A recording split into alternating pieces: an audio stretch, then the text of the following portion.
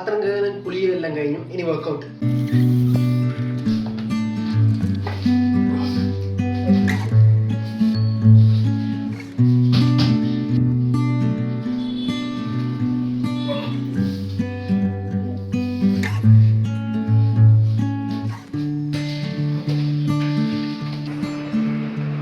അങ്ങനെ ഇന്നത്തെ വർക്കൗട്ടൊക്കെ കഴിഞ്ഞു. ഇനി ഇതിനെ എടുത്തിട്ട് പാർക്കിന് പോകുന്നതാണ്.